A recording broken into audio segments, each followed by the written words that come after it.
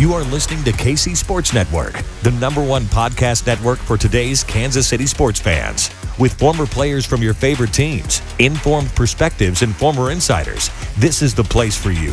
KC Sports Network is proudly presented by Emprise Bank, your partner in possible.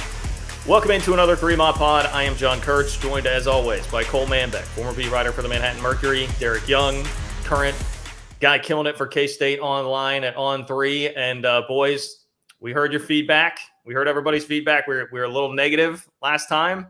And by that, I mean definitely we, not just me. That was a we. We're all in this together. So today, I'm starting a little positive, some positivity that I'm bringing. If you can see here, this is my 1997 Fiesta Bowl champions crew neck sweater that I'm wearing here today. So, that's how I'm feeling about this team, right? Like, New Year's Six or bust, Big 12 championship and bust. That was an 11-win season. I don't know if it's possible to get there for K-State, but hey, positive vibes.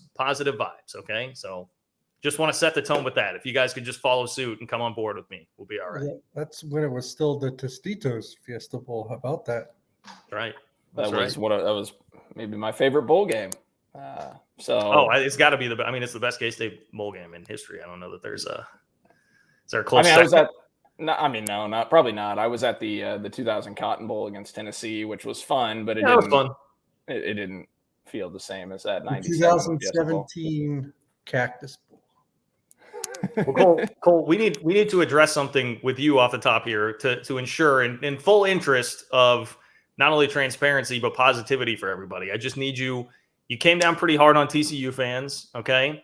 And they came back and made some very good counterpoints as toward the behavior at the game on Saturday. One being, we talked and we heard DY tweeting about this before the game. The wind was crazy, and your talk of all this beer flying around everywhere. TCU fan points out in the comments, how do we know that the wind wasn't just blowing the beer around, Cole? So I would just, I want us to be fully accurate. I want us to not be spreading fake news. So I would like you to address the possibility that it was actually the 25-mile-per-hour wind gusts that were blowing aluminum beer bottles out of people's hands and with enough force that it was making it down onto the field by Chris Kleiman and then in the end zone where the game had to be stopped. I would like you to address that, please. I certainly didn't account for that, so I do apologize. Even though the student section goes east-west and the wind was north-south and it was magically blowing the beer bottles, full aluminum bottles of beer. It was like a tornado, guys, in there that was swirling, that was somehow lifting the beer bottles up and throwing them out on the field repeatedly and then also backwards into the fans of Kansas State fans. So,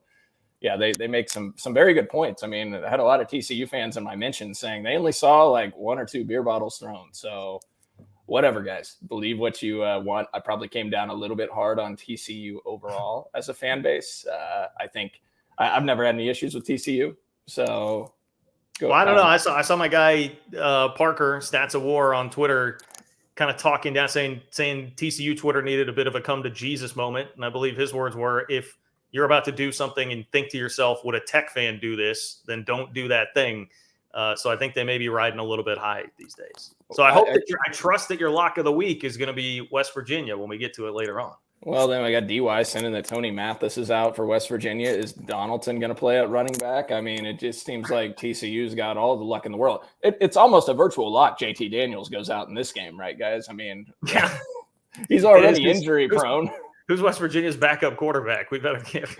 I mean, they're just going to march on. It was like I saw someone use that meme where it's like the Grim Reaper going from door to door. And it was just like, Dylan Gabriel, Jalen Daniels, Adrian Martinez, Will Howard. Next up, JT Daniels, semi-charmed kind of life that TCU is living this year. But I digress. All right. We have that all out of our system. Can we offer, let me say this to all of our TCU faithful listeners that are always listening to the 3-Mile Pod. We're happy to have you back once again this week. Make sure that you go check out some 360 vodka or some Ben Holiday bottled and bond bourbon from Holiday Distillery, because that may help you. You guys seem very enthusiastic, very Don't throw it. Well, yeah, don't throw it. Yes, don't please don't throw it. Maybe keep it in the parking lot or something where you could safely dispose of it instead of throwing it down onto the field. But if you guys are going to be out over your skis a little big for your britches this year, now that you finally decided to put together a competitive football team for the first time in half a decade, you can do so with 360 vodka and Ben Holiday bottled in bond bourbon, and that'll be great. So just their holiday distillery is awesome. They support K-State. That's the color purple. You guys are purple too, and you seem to really support K-State last weekend. So I'm sure you guys can get behind that. And if nothing else, you're college students, right? So you'll drink it anyway, throw it, or do whatever the hell it is you're going to do with it. So John, they can't handle their own alcohol. They can't handle beer. Like, you want them to drink hard liquor? I mean, they can't handle alcohol down there. I mean, we don't need them throwing full bottles of bourbon or vodka down on the field. So my favorite thing is they lead off the game before the kick with prayer as well down there. So they had every fan and very, very Christian university. Yes. Christian, just as Jesus did, when Jesus said, let me throw beer bottles down onto the field. I think that was right after the water and wine thing. It was mixed in there somewhere. So TCU's got that right. You guys are just killing it in Fort Worth. Best of luck this weekend, by the way, against West Virginia. We will be pulling for you. Okay. Do we have that all out of our system? You think we're okay to move on at this point? Yeah. Okay. Here's headline number one. We were able to disguise ourselves from the impending doom of the K-State injury report by attacking TCU and, taking our emotions out on TCU like really healthy, upstanding individuals.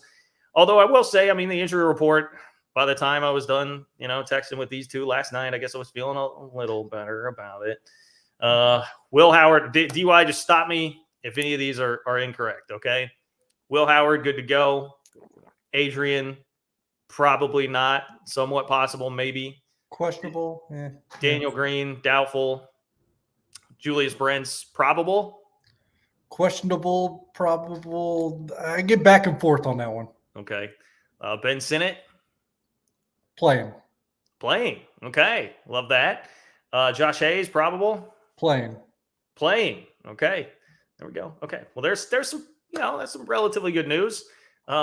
That's obviously the biggest headline of the week. How do you feel now compared to the immediate aftermath of the game about K-State's health? Better, because I was not all that confident on Julius Brents the way that it looked during the game. To know that he has a shot to play, I think is a little reassuring. I'm not saying he will play, but a shot to play, I think that's reassuring. I think in the immediate aftermath of the game, if we're being honest, we weren't sure either Adrian Martinez or Will Howard would be available this week. To know that Will Howard can play, I think that's reassuring. To know that Ben Sinnott won't be out, I think that's reassuring. So while not ideal, because I don't think they're going to have Daniel Green, it's probably better than the gloom and doom that we were thinking was possible in the immediate aftermath. And Mike Gundy says Adrian's playing, so Kansas State's actually got every quarterback available. Yeah. Well, okay. What do you do if Adrian's like playable but not really runnable? And I guess Will might be sort of the same way with the shoulder issue, not all that runnable but somewhat playable. At that point, are you saying we trust Will Howard throwing the ball down the field more? I understand that angle, but if Adrian says he can go, I'm probably going to go with Adrian. And just totally eliminate quarterback run, or are you going to, I get that. What made Adrian tick this year was the quarterback run game, but he was also, Will Howard really looked good throwing the ball as soon as he went into that game. Maybe, at a level we hadn't seen from Adrian, but Adrian was getting close to that level too. K-State was improving through the air.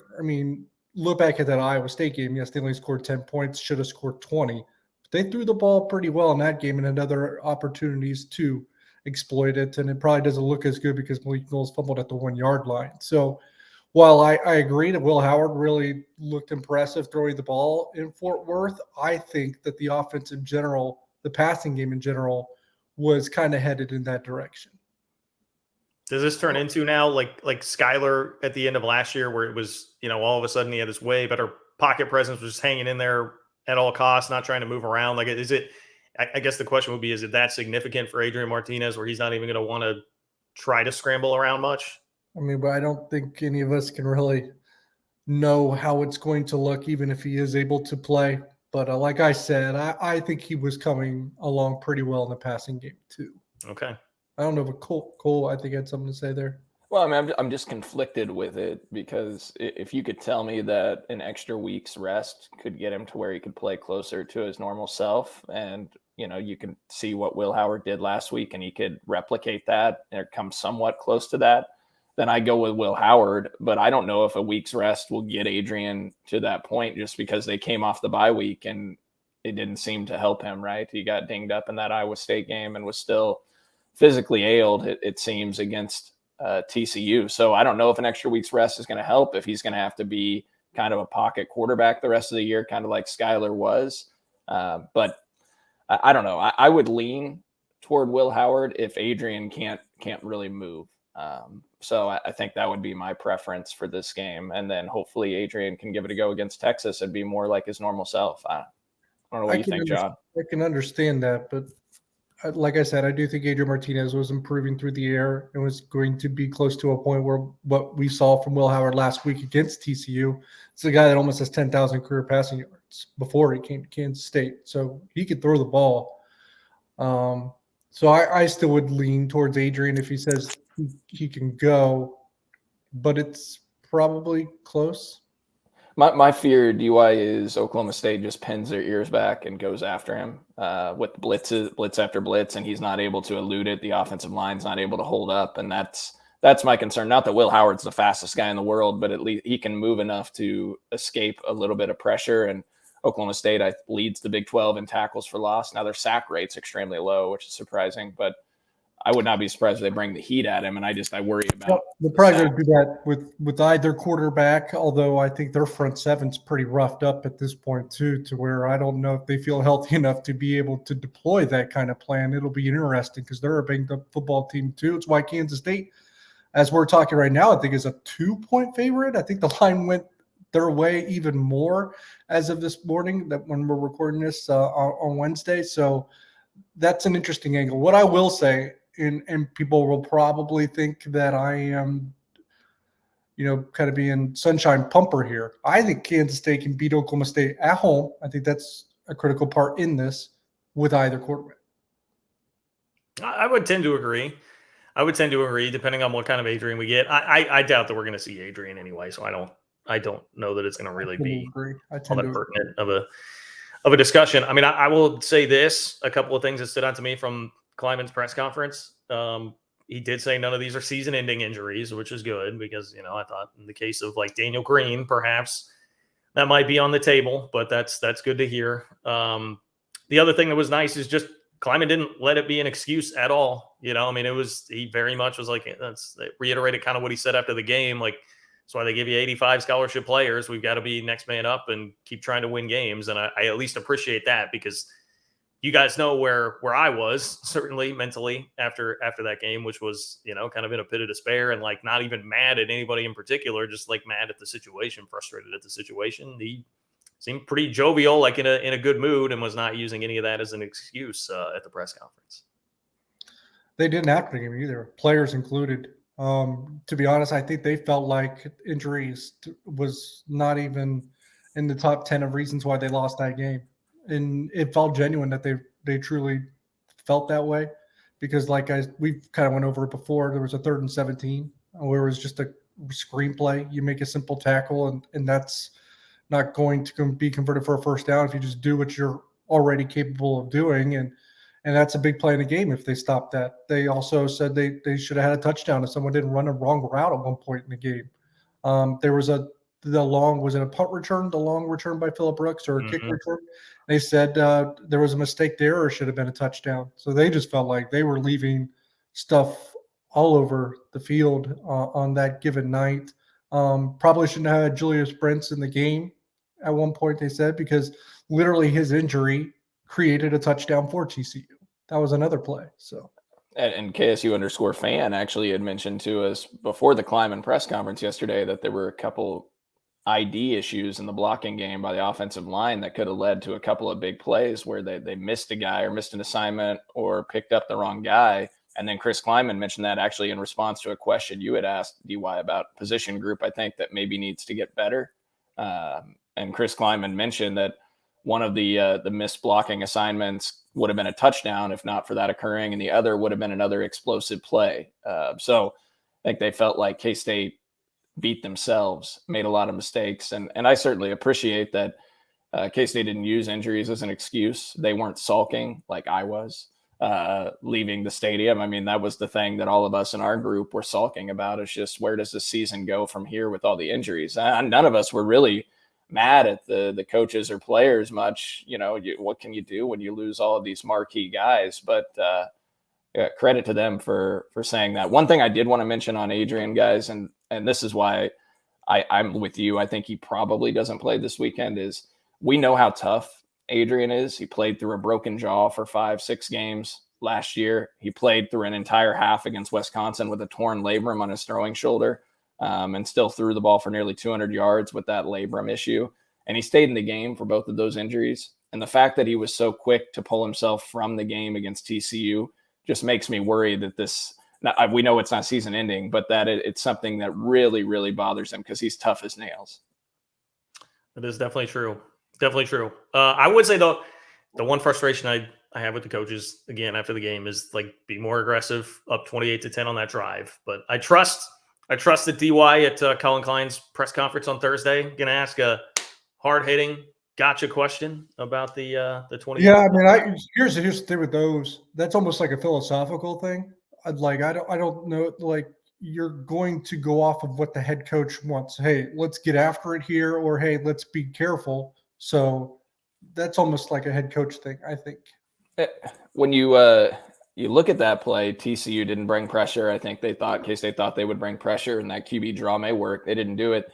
The other play, TCU would have probably been questioning, is when they ran a screen on 3rd and 17, but it worked for them, right, from the 41.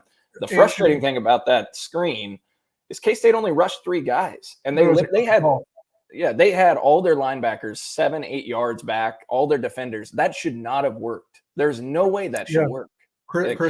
Coach Kleiman even brought it up at the Tuesday press conference. That Coach Kleiman was like shaking his head, like kind of putting them on himself. And Coach Klein's like, you rushed 3 against the screen. It's the perfect call. That screen by TCU was a bad play call. And they got fortunate that Kendre Miller and K-State missed 5 tackles, because K-State had so many guys around the ball. That thing should have maybe gotten 2 or 3 yards, and they're in a 4th and 15 from the 39 in no man's land at that point. But unfortunately, K-State did not make tackles. Yeah, and that 3 that Kurtz is referring to that frustrated him, and I understand his frustration.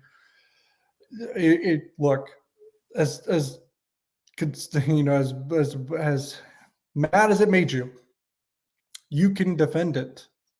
I'm sorry, you almost can. The first down when they threw that bubble, I think that was a check because of what the defense showed. It probably should have went farther. And then the 3rd down is the one I would like back. I agree, and just throw it there too, because of the way Will Howard's going. But it was 3rd and 8, 3rd and 9, I think. And you probably had Chris Kleiman on the headset because of where they were and how they were moving the ball in that game. So probably said you have 2 plays to get these 8 or 9, I would think. And a quarterback draw there, you think you're probably getting 5 or 6. And I'll be honest, on the prior 2 drives, they had similar sequences work to success. Well, in that 3rd quarter, to DY on the play, Will Howard got hurt. It was a 3rd and 7, right? They ran it, and it should have went for 15, 20 yards, but K-State missed a block. Otherwise, that thing is perfectly set up to go for a 1st down. K-State ended up 4th and 2. Jake Rubley was going to be the quarterback, so they had to kick a field goal into the wind. They miss. That's another situation where, okay, it didn't work. Why are you running it on 3rd and 7? Well, it should have worked. If K-State picks things up. K-State made a lot of mistakes, even though they were up big in that game, and they kind of did beat themselves.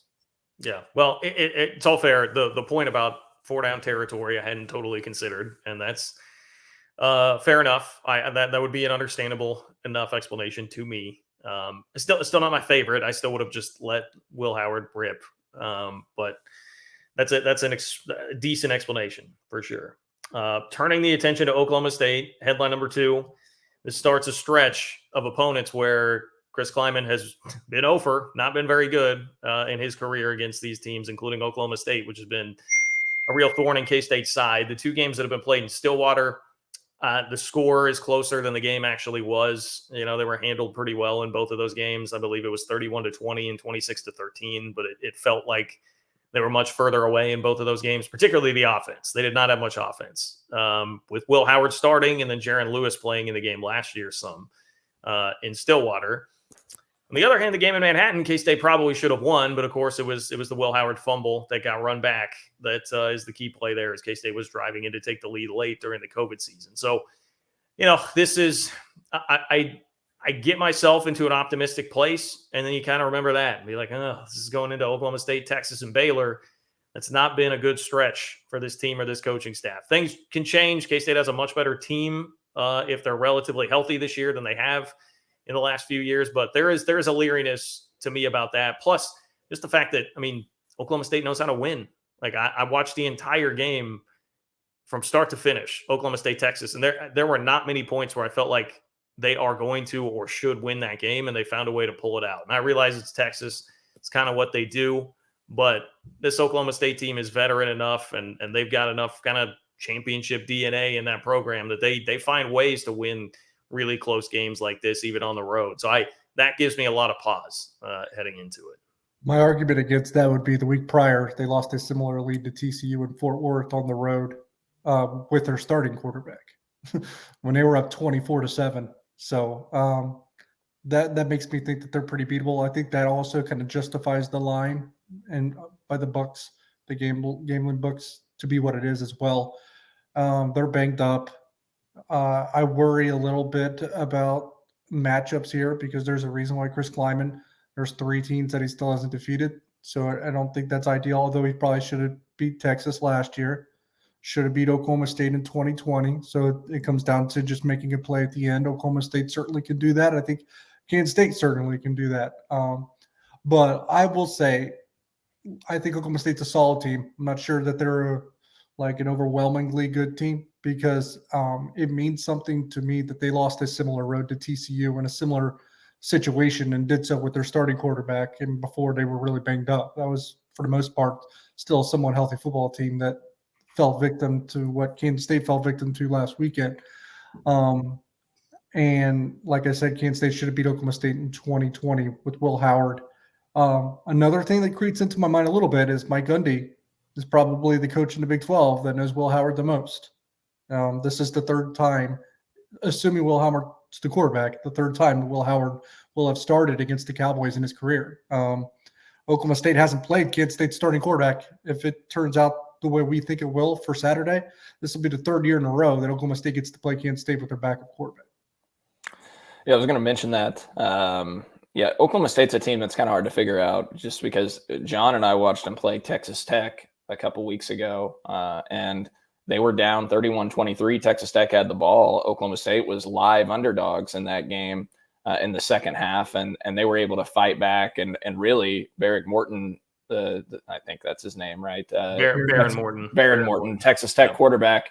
He got banged up and really couldn't move. Otherwise, I'm not sure Texas Tech loses that game in Stillwater.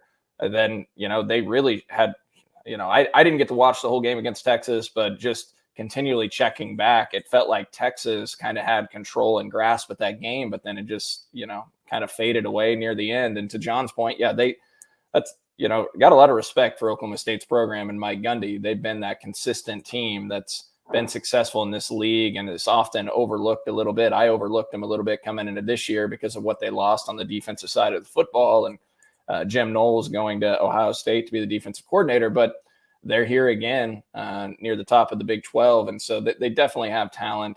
I don't know if they're top 10 worthy, but it's going to be a test. To DY's point, K-State could have beat them in 2020, should have beat them in 2020. Really some fluke deals with a couple of turnovers there that K-State ended up losing that game. But Oklahoma State's had some good fortune of playing K-State's backup quarterbacks. But to your point overall, John, on this 3-game stretch, Kleiman is 0-9 against these 3 teams and has to find a way. If K-State's going to get to Arlington, this next 3-game stretch, they got to find a way probably to get 2-1.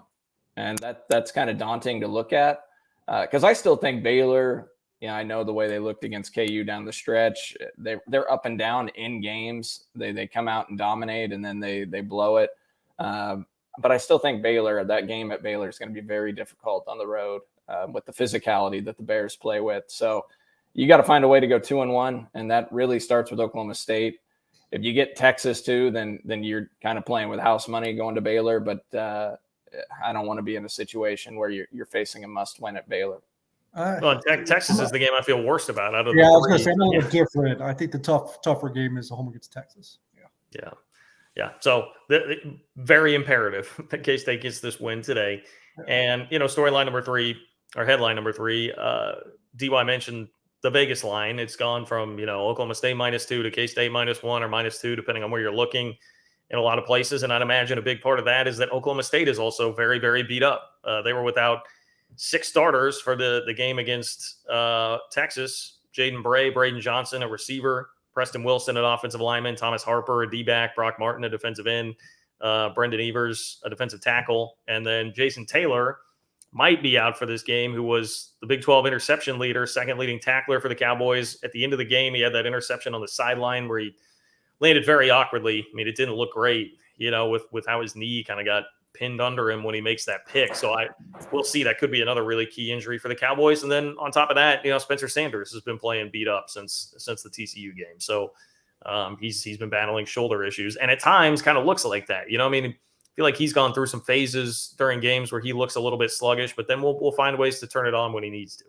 I think it's threefold. I think one, even though we can get down on a week-to-week basis or up on a week-to-week basis, depending on how the last game went, if you remove all your biases, whether it be positive or negative, every team in this league is about the same.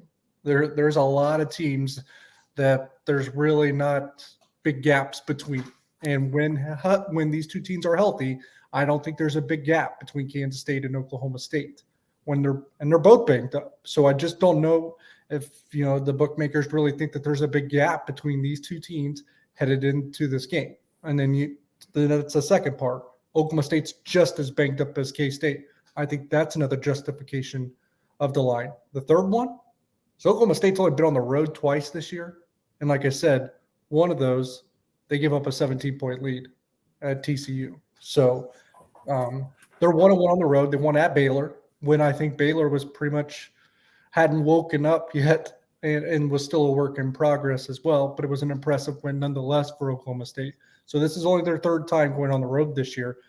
And you think about that. I mean, Kansas State was on the road 3 out of the last 4 weeks. So these schedules have been much different too. The reality is K-State still got everything that they want to play in front of them. Their aspirations of Big 12 championship are still in play, and this is still a big game. I mean, K-State's still a top 25 team. Oklahoma State's a top 10 team. And the reality is K-State fans and us will be feeling a lot better if K-State wins this game. All of the hype that went into the TCU game, it'll be right back there. K-State would be in the top 2 in the Big 12 after this game. If they were able to win it, they'd probably be right around 16 or 17 in the polls again. And you'd be going into a Texas game with a lot of buildup then. So it's a gigantic game. K-State fans need to bring the energy, make it a raucous atmosphere, because I know things, you feel a little bit down right now after that TCU game, and I've been victim of that as well. But as we get on with the week and get closer to Saturday, starting to get that energy a little bit. And, if K-State to me, one of the most important things, K-State gets off to a good start. You don't want to put Will Howard in a situation, if he's the quarterback, where they're down 10-0, 2 scores early, the fans get taken out of the game. K-State needs to get off to a good start, and hopefully they can hold on then and capitalize and build on that momentum. So, yeah, it's a gigantic game, and the fact that K-State is favored, Vegas accounts for injuries. They know what's going on when they put out these lines, and the metrics show that this game is essentially a pick 'em, close to that. They view that both these teams are somewhat even on the football field. In fact, I looked at Brian Freemau's FEI ratings, and he had Oklahoma State as the number 13 team and K-State as number 18. So you look at all the metrics. I mean, there's not a big gap between these two teams. They both are banged up. Now, I think Oklahoma State, you could argue, maybe has a little bit more quality depth behind them at some of the positions, especially at receiver. As I look at their receiver room, they have guys that they're trotting out that are still big-time weapons, even with one of their leaders out in that room. So, but yeah, to that point, I mean, I think this is a game that is anyone's to win. And I certainly think K-State being at home, they can do this. Yeah, I think Oklahoma State feels like, to me, like K-State's recruiting is on an uptick here, and it feels like the depth is going to get better or getting better in the process of that within the program. Oklahoma State just feels like a finished product of what you would hope that looks like if the recruiting can continue to go the way that it's been going. So I think, Oklahoma State is just a step or two ahead as far as their depth goes, but we'll see.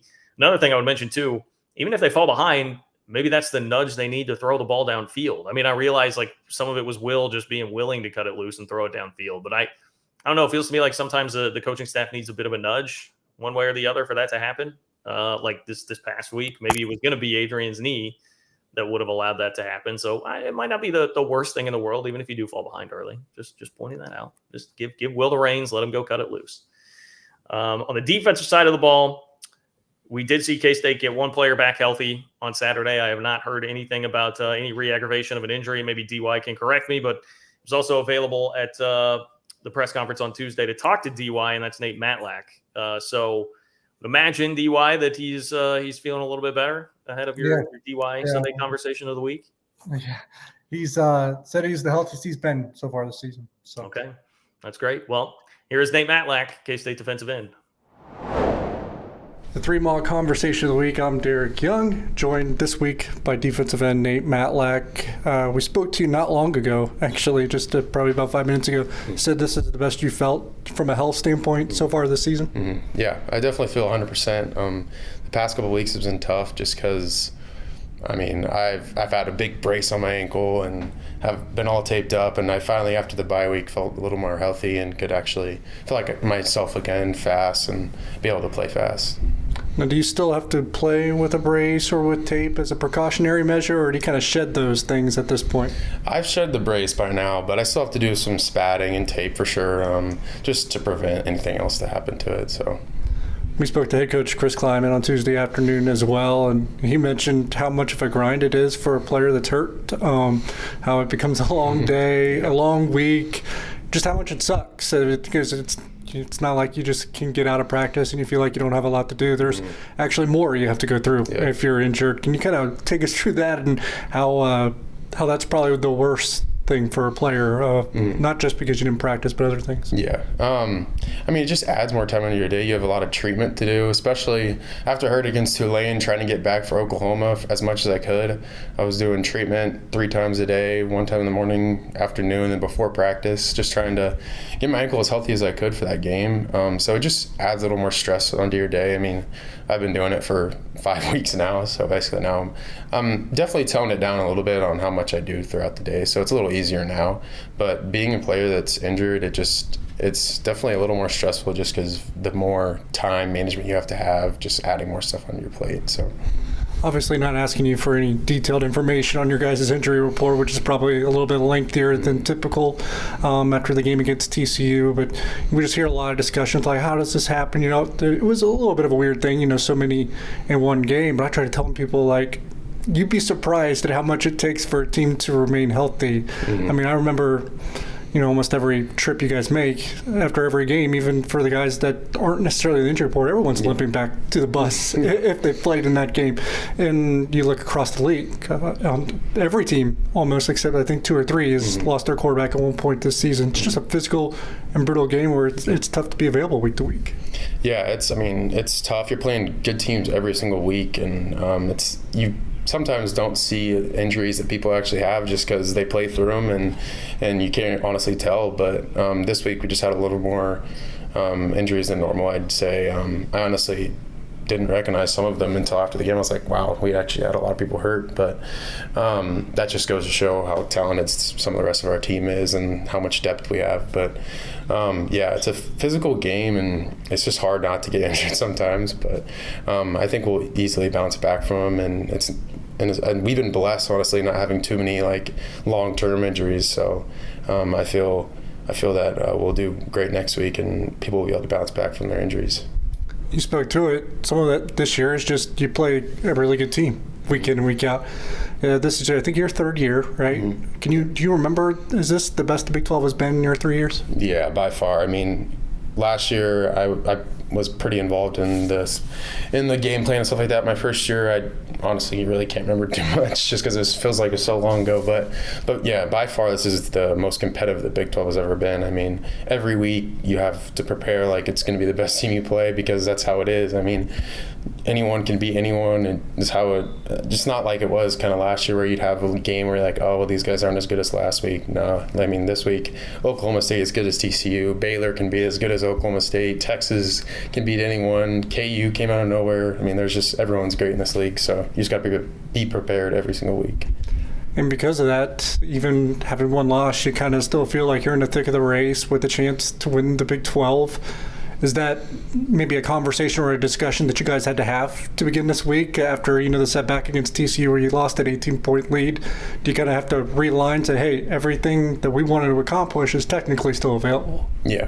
Coach definitely brought that up during the team meeting yesterday. He was like, our goal is still attainable. We can still go to the Big 12 championship. And we talked about after the game, he's like, we all want to see those guys at the end of the season. So I think it was good to bring that up, and so everyone just realizes that the league is so crazy this year that you never know what could happen. I mean, you could lose 2 games and somehow still make it back to the Big 12 championship just because anyone can beat anyone.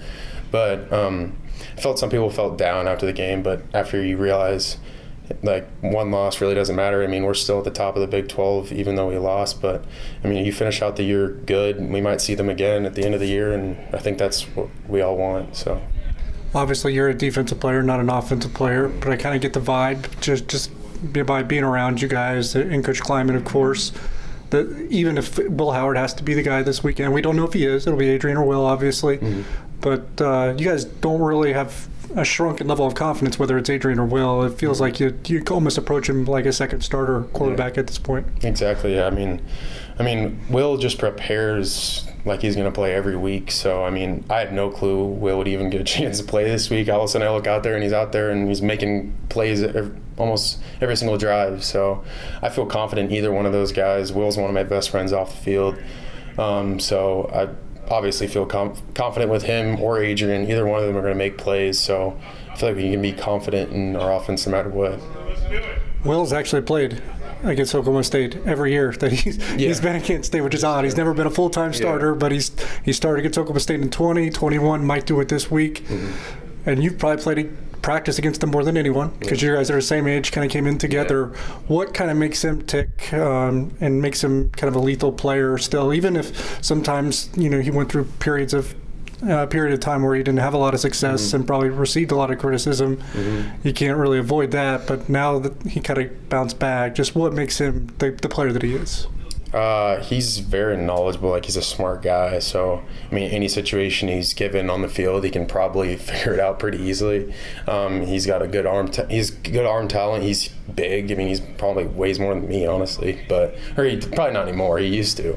But I mean, he's a good runner. He's got everything you want in a quarterback. And just like I said, the way he prepares for every game, he's out here putting in work. I think they said he was throwing on Friday before the game. He had no clue he was going to play, and that's just what he does. He's always prepared for the game, and that's just why he is the player he is.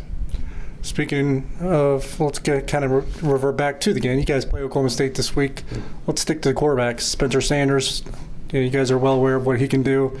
He's played Kansas State several times because it seems like he's kind of been at Oklahoma State forever. Yeah. What kind of makes him go, and what challenges does he present?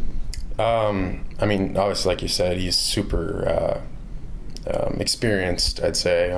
He's really mobile. He's got a good arm. I mean, he's kind of got everything you want in a quarterback. He's a really good player, but it's nothing we can't stop. We've done it before, so I'm really excited for the challenge this week. I feel like he's one of the best quarterbacks in the Big 12, so it's always awesome to play one of those guys.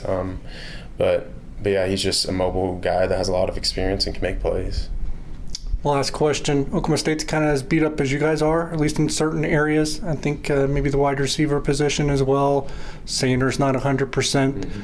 How do you prepare for multiple scenarios where you might see different roster players that maybe haven't seen a lot of playing time? I know they lost a lot of receivers last week during the game. I don't know who's available. How does that kind of impact your guys' preparation?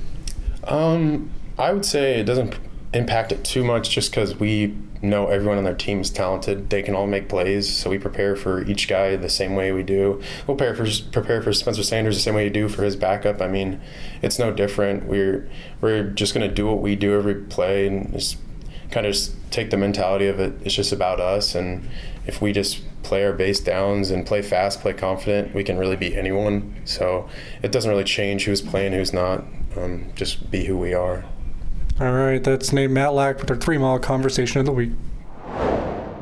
I appreciate Nate Matlack joining DY here on the pod this week to get a little bit of insight there. Very talented. He's had to battle through a lot of injury trouble so far this year, but came up with a sack in the game against TCU. Definitely made a big play, made his presence felt. We talked about Oklahoma State decent amount already, but much more the kind of injury situation, more global, like what the program is. When it comes to the nuts and bolts, the numbers, Cole Manbeck has dug through all that, parsed through it all. So tell me, this Oklahoma State offense, I'll be honest, it's been a little bit hard for me to figure out. Like, I've watched a lot of Oklahoma State this year, and sometimes they just look kind of stuck in the mud. Like, there's not much going on. A good chunk of the Texas game, they really looked and felt like that. But then they'll have moments where sun kind of peaks out, and all of a sudden they look pretty good for a handful of drives. Some of that is them going as Spencer Sanders goes, who can be inconsistent, especially when injured. But what are your impressions of the Oklahoma State offense? Well, it's their numbers don't pop out and flash, John. When you look at the stats on the season, I mean, their points per drive, they're 34th in the country, which is solid. But I think if you're a K-State fan, one of the more encouraging things, TCU is the number 1 rushing team in the country. And when Daniel Green went out, they were able to easily exploit that with Kendre Miller, who was one of the top running backs in the country, physical running back. Oklahoma State, 3.7 yards per carry on the year, 91st in the country. Dominique Richardson, junior running back. He's solid. He's got over 1,000 yards in his career, but they don't have a lot behind him. Spencer Sanders is their second leading rusher, and I'm not sure how much they want to run him with how banged up he is. So this is an Oklahoma State team that's struggled to run the ball, and they are very balanced. They run the ball on 49% of their plays, throw it 51% of the time. But passing efficiency, 71st in the country. Yards per pass, 7.3 yards. That's 70th in the country. One thing that they are pretty good at, their sack percentage, 3.1% on sack percentage allowed. That's 16th best in the country. So I don't know.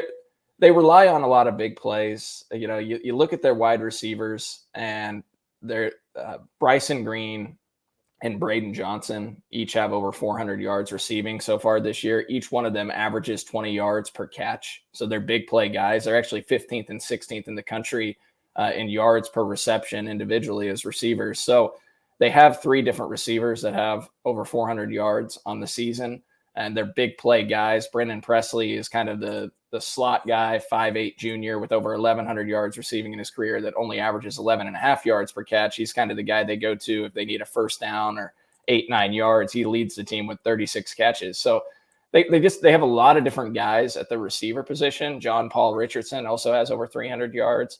Stephon Johnson, 6'2" freshman. He really got his first meaningful snaps on Saturday against Texas. He had only had 60 yards receiving going into that game. He has 6 catches for 90 yards against the Longhorns, which just shows, again, we talk about depth, as they didn't have one of their leaders in the receiver room who was out for that Texas game. They still had another guy that could step in and play that was explosive in the passing game. So ultimately, to me, this is going to come down to, can K-State force Spencer Sanders into a couple of mistakes or turnovers? Spencer Sanders, 65 touchdowns in his career, throwing the football to 35 interceptions. It's a lot of interceptions, nearly 9,000 yards passing, 1,900 yards in his career rushing. Had a great game against K-State last year, 22 of 34 for 344, 2 touchdowns and no interceptions. But he has been mistake prone in his career, and he hasn't really had that game this year where he's thrown multiple picks. And I think, we talked about on the last pod, K-State hasn't forced any turnovers in road games so far this year, but they've forced 11 turnovers at home. This is an opportunity, I think, where K-State can maybe force Spencer Sanders into a couple mistakes. Defensively, Cowboys lost a ton from last year. They have a new defensive coordinator in Derek Mason, former head coach of Vanderbilt Commodores, who seemingly has done a solid job. I saw he had, to me, he had one of the quotes of the season where he said, after the Texas win, I look out in the parking lot and I don't see a bunch of Lamborghinis. I see a bunch of Ford F-150s and insinuating that's why they beat Texas. Obviously, the Lambo sponsorship that Bijan Robinson has. I enjoyed that, but what do you see from their defense overall this year and how they've replaced all the talent that they lost? Well, I'm still haunted, John, by Derek Mason celebrating in front of me at Vanderbilt down on the field. Yeah, I wasn't going to bring that up, but yeah. Well, sorry, I shouldn't have shifted that to negative town, but that's what I think of when I see Derek Mason. He's a quality defensive mind brought over from Auburn, and DY, please feel free to jump in if you've got success rate metrics as well on anything that I say that you want to jump in. I know you had some great success stuff on TCU, but you look at their defensive numbers, and as I was going through this, I'm wondering, where do they actually stand out? I couldn't find anything until the very end when I found what they really do well. Because a lot of the talk leading up to the season was, Oklahoma State may have the best pass rush in the Big 12. And then when I look at their sack percentage, it's 4.7%. That's 96th in the country, which caught me off guard because you think about all the guys they got. Colin Oliver, first team All Big 12 defensive end, had 11.5 sacks last year as a freshman. Brock Martin had 9 sacks last year. Now he missed the Texas game, 6'3", 245-pound edge player. We'll see if he's back for K-State, but there in itself is, over 20 sacks from last year that Oklahoma State has back. And then Tyler Lacey, a 6'4", 285-pound defensive end that actually leads the team this year with 8.5 tackles for loss. So that defensive front has not gotten after the quarterback at near the level they typically do. But then as I look through it, tackles for loss per game, 8.6, 7th best in the country and leads the Big 12. And then third down conversion percentage. And guys, this is really an area that could be the story of this game. Third down conversion percentage on defense. Oklahoma State's holding teams to 26%. It's fourth best in the country, leads the Big 12. K-State, third down per conversion percentage on offense, 31%, 114th in the country, and last in the Big 12. So you've got the best third down defense against the worst third down offense. K-State's got to be better on third downs. They cannot get in a situation where they're in a bunch of 3rd and 6, 3rd and 7s long, because this Oklahoma State team will pin their ears back then and get you off the field. So that's where they really have performed well. Their rush defense, 4.2 yards per carry, 71st in the country. But over the last 3 games, they're allowing 5 yards per carry. And really, Texas beat themselves by not just continuing to give the ball to Bijan Robinson and Roschon Johnson because they couldn't stop it. Bijan Robinson averaged over 5.5 yards per carry in that game, and Roschon Johnson had 5 carries for, nearly 80 yards. So if Texas would have kept pounding the football, they probably win that game. Pass defense, yards per pass allowed, 7.5. That's 75th in the country. Yards per play, they're 90th in the country. Points per drive, 61st at 2.13 points per drive allowed. So nothing really stands out. Pass efficiency, D, 64th. Really, it's the tackles for loss. They get you into negative situations, which is it's going to be key that K-State doesn't have those negative plays early on in downs, first, second down, where they end up in a 2nd and 12 or 2nd and 13. And then third down defense, which is probably why their third down conversion percentage is so good, is because they get you in a lot of long situations because they get so many negative plays that they can force on you. And then from an injury standpoint, the one thing I'll say, I mentioned Brock Martin didn't play against Texas. John, you mentioned Jason Taylor, first team All Big 12 preseason pick, senior safety. He was seen on crutches after the game, after that interception. Now his mom, I believe, said that he just hyperextended his knee, but it would be a bit surprising to see him play or be effective in this game, given how that injury looked. So we'll see if he gives it a go. Otherwise, they're missing a couple key parts on that defensive side. You got scoops from his mom? Well, I just saw it on Twitter. I literally just typed in Jason Taylor, Oklahoma State on Twitter to do searches and saw. Cole got slid into Jason Taylor's mom's DMs. So I was like, hey, is he playing? Just like Mike Kennedy called Kansas State, hey, is Adrian playing?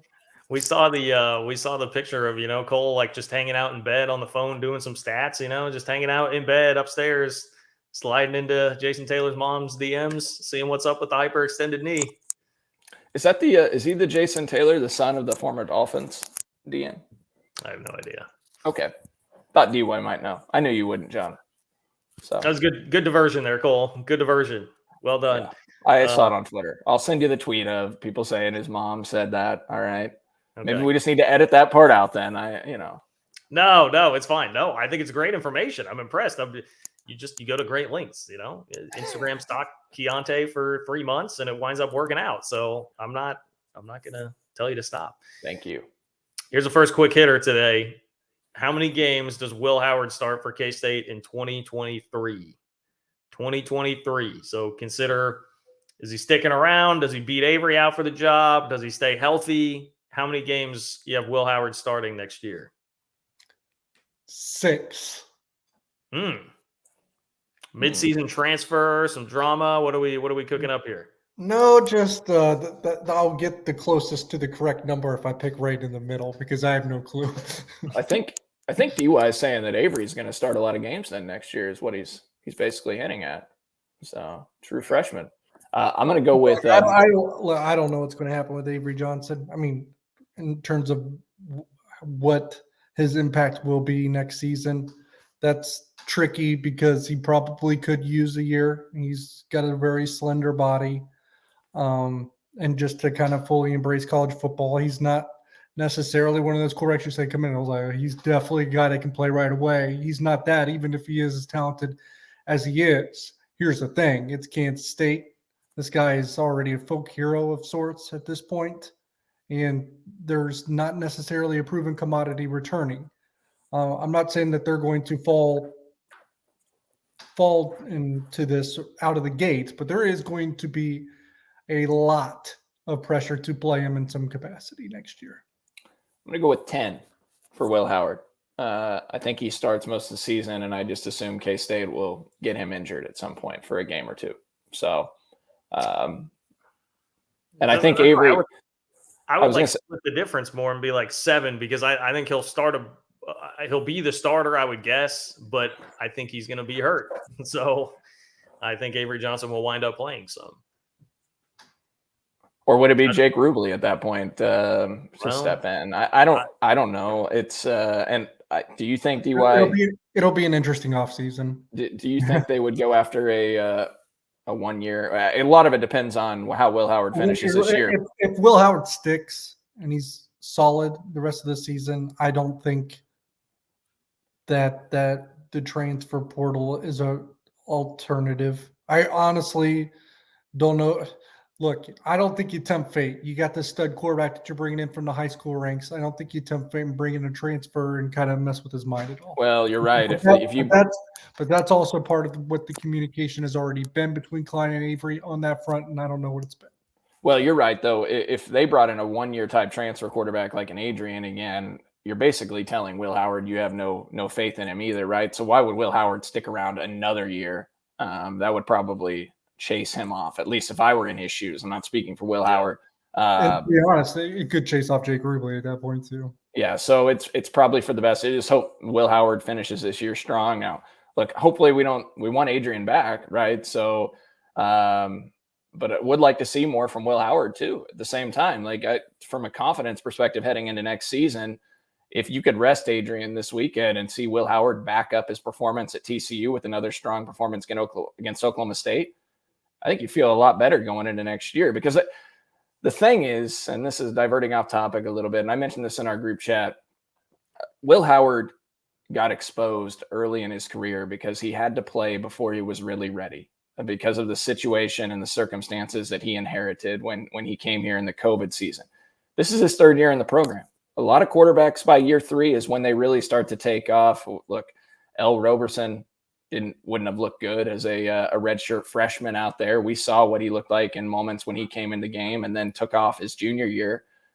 So that's just one example, but I think Will Howard can still be a very good football player. And there's talent there, and he's a big kid. And so I'm eager to see him do more of what he did against TCU, because maybe he turned a corner. We just need to see more of it. And if we see more of that, I think you feel a lot better heading into next year. And the potential to help start steering the offense more toward throwing the ball potentially, because you're not going to run him quite as much as you would Adrian, because he's just not as dynamic, but he seems very, very willing to push the ball down the field. The only breaks I would pump on the Will Howard front is I think there was only a few times where he was forced to a second read, and none of those passes were completed, I don't believe, when I was watching. So And like I said, it was a small sample size. TCU's the one staff that knows nothing about him. So what he will be able to do this week, assuming that he plays, will be more of an example of what to expect, I think, rather than last week. Fair. Totally fair. How many carries this week in the box score for K-State quarterbacks against Oklahoma State? So I'm going by just what you would see in the box score. How many carries are going to be next to K-State quarterbacks' names when it's all said and done? Probably a handful still, just because there's going to be scrambles. Oklahoma State can really get after and apply pressure, and they're going to want to. So some of it's just going to be a product of, the pressure that Oklahoma State applies. So it'll be around 10, I'm sure. Well, it depends if you're counting sacks too, which would be labeled as a rush. John, are we going to count sacks? Yes. Okay. Yeah. I'm going to say probably close to 10 as well. Then between sacks, scrambles, QB design runs, I would say maybe 11, 12. Now, what I will say is I think probably only 4 or 5 actual QB design runs as part of that, hopefully, because Will Howard is still banged up and they can ill afford to run him very much and take hits. Now, I would say like that read option, if they can get him on the edge where he can get to the perimeter, pick up 8-9 yards and get out of bounds without taking a hit, those are the types of plays I'm in favor of running the football with him. Just they can't be lining up and running him up the middle on any QB powers. Yeah, I agree, but I just don't think he has the burst to get to a perimeter, though. It's not his. That's the problem. Like on the perimeter, he's just not. I mean, he's much more like the Colin Klein. Just needs to like fall forward. Well, 5 yards. He had 2 edge runs on Saturday where he picked up 13 and 14 yards where he got out of bounds on both plays. So did he? I remember him being on the edge a couple of times and being like, "Damn!" I mean, like that's a play that Adrian Martinez is taking to the house, and like Will's kind of, yeah. But it's just not his game, I mean, he's a bigger, more lumbering dude. He also damn near tripped and fell again. So. Well, yeah. He needs more space. Like he's not going to be able to pull the ball and explode. He doesn't have the quick burst that Adrian has. So the defense has to really misread it for him to get on the edge and get 10, 15 yards. But that happened twice against TCU where he was able to do that and get out of bounds and pick up a first down. Yeah. I mean, point being, I think you guys are about right. I was going to say 8 to 9, probably in the box score. How many field goals made by Chris Tennant in this game? Now that Chris Kleiman said he said we're not opening a competition, but then described opening a competition in practice this week. So, I mean, more or less, they're opening it up to Ty Zentner and then Leighton Simmering. Shout out to Rosemount, Minnesota. Leighton Simmering. I learned that name. Freshman that will be involved there also. How many field goals made by Chris Tennant in this game? 0. Yeah, I'm going to go with 0 as well. Wow. First of all, I don't think K-State tries to kick very many field goals. Like anything within 4th and 2, 4th and 3, I think they're going to probably try to go for and not rely on the kicker in this game. And just the fact that Chris Kleiman mentioned that they're opening up the competition makes me think that it very likely that it's going to be another guy to get an opportunity. And if another guy gets that opportunity and makes the first kick, they're not gonna pull him. So, yeah, it's one of those things where you can't say we're looking at other guys, and then you trot out Chris Tennant. You're not going to say, "Hey, you're not good enough," but hey, you're So, that's my reasoning. I just unless they miss one and he goes back to Tennant. What do you know about Leighton Simmering's recruiting profile, DY? What did you what kind of offers did he have? He was not the recruiting profile that Chris Tennant had. Yeah. So, and I know that recruiting's weird and everything, but for those that don't know or have forgotten, Chris Tennant had a very attractive recruiting profile. He was one of the best kickers in the entire country. Came out of Mill Valley High School, and he could have went to just about any Power 5 program. I mean, he was that sought after. Yeah, he was heavily recruited. Thought of as one of the best kickers in the country. Maybe K-State just needs to get back to the Blake Lynches of the world that nobody thought of, and get out there and just make everything. Maybe Chris Tennant's too big, so now we need smaller. Is that what you're saying, Blake Lynch? No. Look, the nation's smallest kicker to the nation's biggest kicker. Chris Tennant's like 6'5", 230. Yeah, he's huge. I do want to say that I still think Chris Tennant can have a very good career at Kansas State.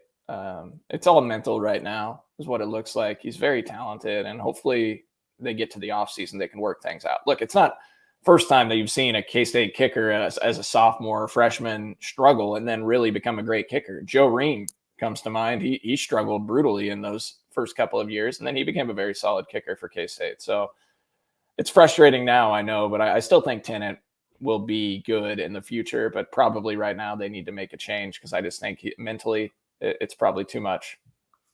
38 yards, right hash, down to 3 seconds left. Who you feeling best about trotting out there? Tennant, Zentner, Simmering? I thought you were going to say Jared Bright and throw me back to Texas 2002.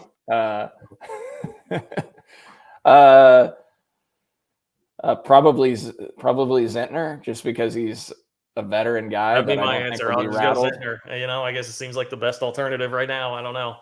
But I'll be throwing up, out of nerves at that point if it comes down to that. So we haven't even seen either of those other two kick yet, so I can't even give you an answer. Hasn't Zentner kicked at least like an extra point in his career here? I don't think he has a kiss. Maybe he has. I don't know. But he was the kicker at Butler.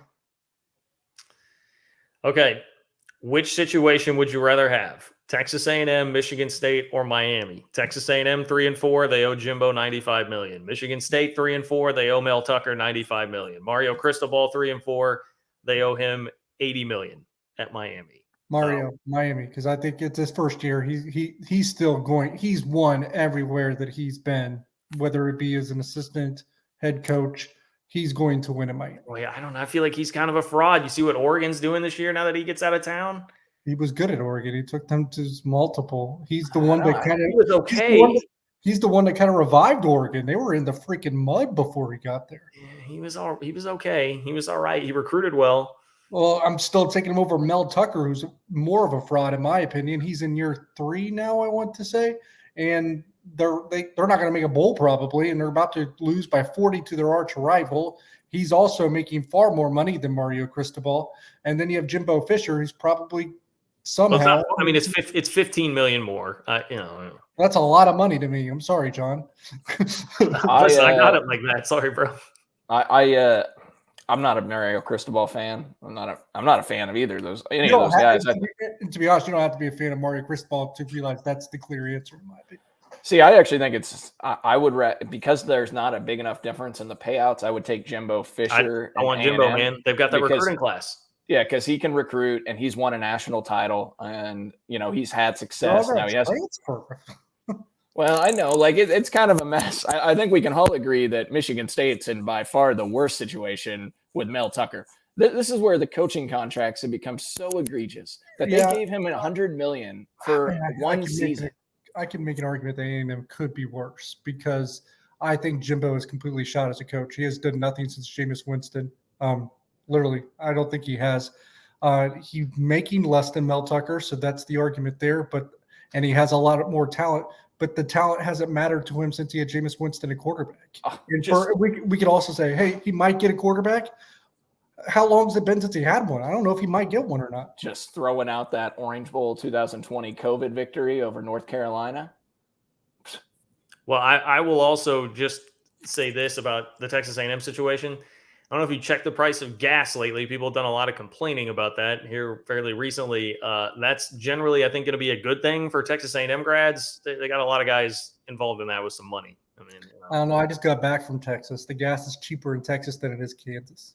All right. Well, but point being, I think they would be in a better position to buy their dude out if and when it gets to that point.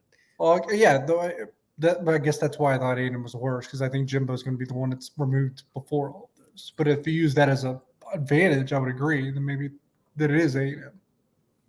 Who wins the SEC? For just real quick, who wins the SEC first, Texas or A&M? A&M hasn't won it since 1998. Texas last won the Big 12 in 2009. Texas. Yeah, I'm going to go with Texas. I would say Texas too. Yeah, I would. Even though I don't think any of them are going to do it anytime soon. Lead pipe lock of the week time. I am now alone in last at 3-4. Cole and DY are 4-3. Although Cole did miss with a big swing and a miss on the Cats last week, so you can thank him for the jinx. Everybody there on that one. This week, you guys, I'm putting my faith in none other than the Nebraska Cornhuskers. Nebraska 7.5-point dogs. Home dog of the week, baby, against Illinois. very plotting team, not someone that's going to be, lighting up the scoreboard a ton. I realize they're off to a nice start, but Nebraska plays a lot of close competitive games. Frost is gone now, so they actually have a chance to win some of those. But I guess I'm looking at this like I can see Nebraska winning the game. So if I'm catching over a touchdown at home against Illinois, that yes, nice start to the season, but feels a little bit fraudy to me in the Big Ten West, I will take the Huskers there. Lock of the week. My lock is UCLA. Okay, I got the Bruins. I got the helmet here. The Bruins. They are, I want to say 16.5 point favorites over Stanford. I think Stanford all of a sudden is getting a little too much respect just because they're beating really fraudulent teams in the Pac-12 like Arizona State. 15-14 last week. UCLA, this is a bounce back game for them after being rocked basically last week by Oregon. But also that's my official pick. But I also like BYU this week. BYU -3 against East Carolina. It's a bounce back game for BYU. I almost went the opposite way, man. That BYU season's in free fall. They've lost 3 straight. Their defense is terrible. They gave up 40 to Hugh Freeze last week in Liberty.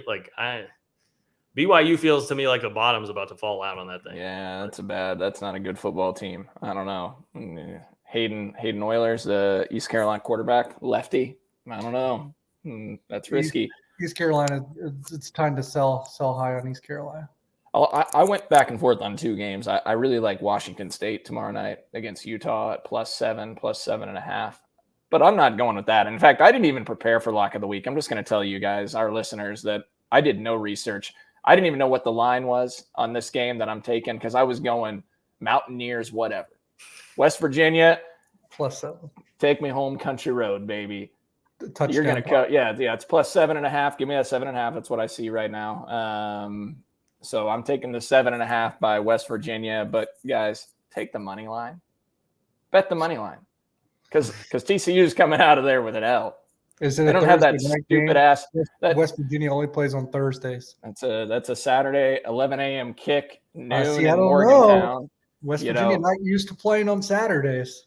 Well, TCU's not used to playing without their stupid ass Hypnotoad or whatever the hell they're talking about. I saw Sonny Dykes on ESPN talking about it, dumbest thing I've ever seen. So I like the Hypnotoad, but yeah. Well, you weren't in Fort Worth to listen to those dumb.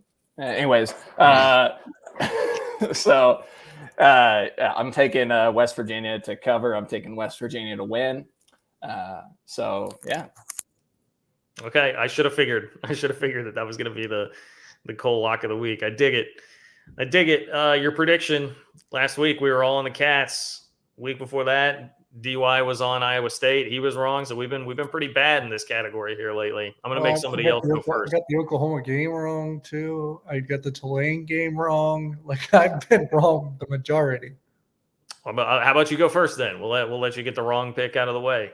I haven't even made my pick in my head yet, so this is really off the cuff. I sent you guys the outline last night, all right? There are no excuses this time. I know. We make a prediction every week. I just haven't really sat down and really contemplated which way I want to go. I'm really torn.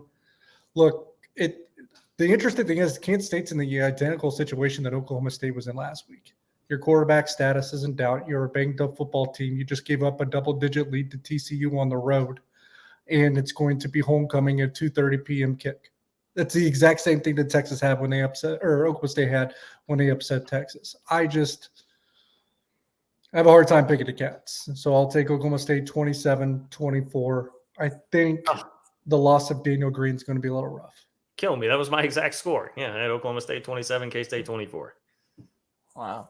I thought DY would pick K-State. Well, for all our listeners, I'll be the positive one. As always, the shining light on Kansas State. I'm going to take the Wildcats by a score of, hell, I'll just flip it around. I'm going to go K-State 28, Oklahoma State 24. All right? I really do. Yeah. Well, I can't put a field goal in there right now. Okay, I have no faith in hell in putting a field goal, so that factors into my score outcome. Heck, I wouldn't even be opposed if K-State just went for 2 every time, too. No, I'm not that I'm worried about missing extra points, but, hey, if you have some good 2-point play calls, although that's part of why they lost Oklahoma State. They're terrible in third and short. You want them running You're right. the 2-yard line? You're right. That's a bad terrible idea. Coach. Gosh. Yeah, that's a bad idea. Disregard that part, but I still think K-State wins. So one thing we didn't mention in the offense-defense breakdown, guys, and this is KSU_fan again. I saw this graphic that he tweeted out. We always think special teams, K-State, Oklahoma State is number 6 in the country overall in special teams, according to the advanced metrics. They housed a kick return against Baylor this year. They had another big kick return in that game. They have muffed a couple punts, but Tanner Brown, their kicker, 14 of 15 on the year, 5 of 6 from 40 and 50 yards plus. So they have they're the best special teams unit overall right now in the Big 12. But K-State has to get a special teams play, guys. They have had no meaningful returns or anything, and that's something that K-State has relied on historically, and they have to find a way to make a big play in the return game in this contest. I think that's going to be a swing point for K-State to win. So they're going to have to find a way to match or outdo Oklahoma State in special teams.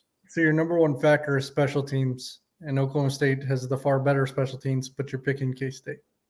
I just think they're due. I mean, I really do. I think K-State is due to bust one in the return game. So,